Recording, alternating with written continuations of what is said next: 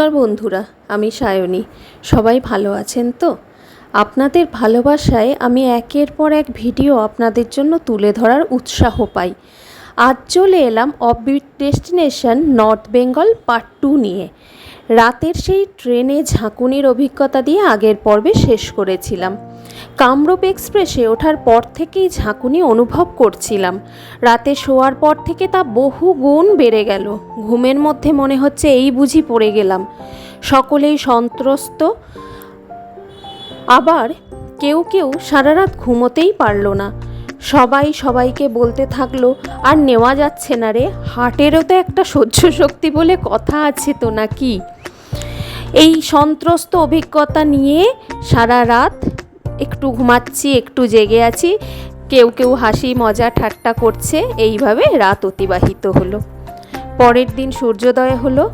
আমরা সকাল 5:30 নাগাদ নিউ জলপাইগুড়ি পৌঁছে বাইরে বেরিয়ে একটি লোকাল হোটেলে ব্রেকফাস্ট সেরে 7:30 নাগাদ রওনা দিলাম শিটংয়ের উদ্দেশ্যে। আজকের গন্তব্য আমাদের শিটং। যাওয়ার পথে আমরা দেখব অহলধারা ভিউ পয়েন্ট, নামকিন পোখরি। এবার আমরা শিটং সম্পর্কে একটু জেনে নিই। দার্জিলিং জেলার কার্শিয়াংয়ের ছোট্ট গ্রাম এই শিটং। 4000 ফুট উচ্চতায় অবস্থিত, যেন এক ছড়ানো উপত্যকা। চারপাশে শুধু পাহাড় আর পাহাড়, খোলা আকাশ, এক টুকরো ইউরোপ কেউ কেউ বলে থাকেন। দার্জিলিং জেলার কমলালেবুর সিংহভাগ চাষ এখানেই হয়। কমলালেবু চাষ এবং ডালে খুরসানি নামে এক বিখ্যাত লঙ্কার চাষের জন্য শিটং খুব বিখ্যাত। শিটং যাওয়ার উপযুক্ত সময় নভেম্বর থেকে মার্চ মাস। নামথিং পোখরি এর সম্পর্কে জেনে নিই। নামথিং পোখরি কার্শিয়াংয়ের এক ছোট্ট পাহাড়ি গ্রাম। পোখরি আসলে একটি হ্রদ, চারিদিকে পাইন গাছ, মাঝখানে এই পোখরি। 4000 ফুট উচ্চতায় অবস্থিত অহলধারা শিটংয়ের একটি আকর্ষণীয় ভিউ পয়েন্ট এই নামথিং পোখরি। নামথিং পোখরির বর্ষাকালে জলে ভরে থাকে, বাদবাকি টাইমে চারদিকে পাইন ঘেরা একটা উপত্যকার মতো মনে হয়। অহলধারা হলো ভারতের পশ্চিমবঙ্গ রাজ্যের উত্তরবঙ্গ অঞ্চলে অবস্থিত একটি টেবিল আকৃতির পর্বতশৃঙ্গ। অহলধারা 5000 ফুট উচ্চতায় অবস্থিত। এটা কার্শিয়াং সাব ডিভিশনের অন্তর্গত। নাটপাঞ্চার ও শিটংয়ের মাথার উপর শেলপো পাহাড়ের সর্বোচ্চ স্থান হলো অহলধারা, পূর্ব হিমালয়ের অন্যতম সুন্দর ভিউ পয়েন্ট।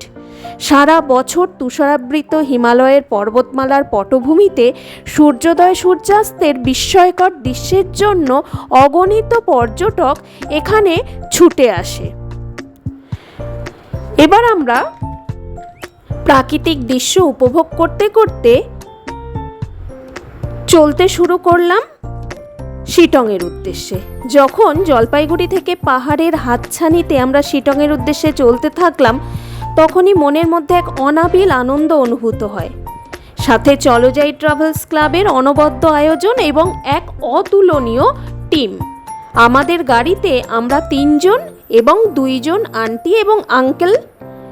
প্রথম পরিচয়ে উনি এবং অপর্ণা আমার ছেলের নয়নের মণি হয়ে উঠল।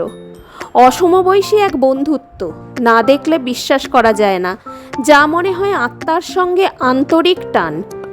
সারা ট্যুরে আমার ছেলের পাপা ছাড়াও আরেক ভরসার জায়গা হয়ে ওঠে এই উনি এবং অপর্ণা। ওনারা হাসি মুখে আমার ছেলের সমস্ত আবদার মানতে থাকেন। আমাদের 1 রাত শিটং, 1 রাত তাগদা, 1 রাত রামপুরিয়া, 1 রাত লেপচা জগৎ, সাথে সমস্ত সাইট সিইং ছিল এবং তার সাথে দার্জিলিংও আমরা সাইট সিইংয়ের মধ্যে রেখেছিলাম। শিটংয়ে আমরা ছিলাম অভিষেক হোমস্টে, ভিডিওতে শেয়ার করলাম।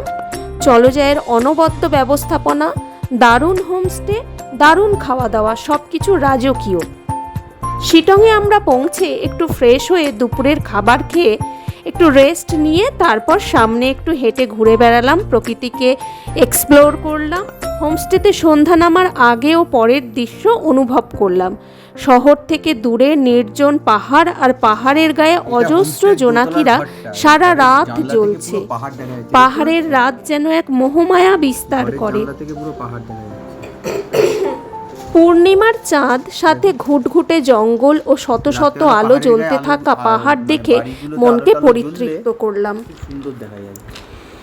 পরের দিন আমরা আবার নতুন করে কি কি এক্সপ্লোর করব সেই চিন্তা করতে করতে রাতে ডিনার সেরে তাড়াতাড়ি ঘুমিয়ে পড়লাম।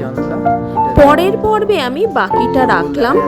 আপনারা প্রত্যেকে ভালো থাকবেন, ভালোবাসা দেবেন এবং আমার ছেলের এই চ্যানেলটিকে সাবস্ক্রাইব করবেন। খুব ভালো লাগলো আপনাদের সাথে অভিজ্ঞতা শেয়ার করতে পেরে। এবং শিটং, তাকদা, লামাহাটা, তিনচুলে, লেপচা জগৎ এগুলো আপনারা খুব ভালোভাবে ঘুরে আসতে পারেন। অনবদ্য জায়গা।